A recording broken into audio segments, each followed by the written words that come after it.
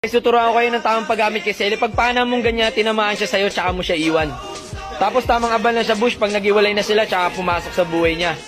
Huwag kang matakot pumana ng pumana namin. Ano naman, kung may boyfriend siya, mas madali huliin yung manok pag nakatali.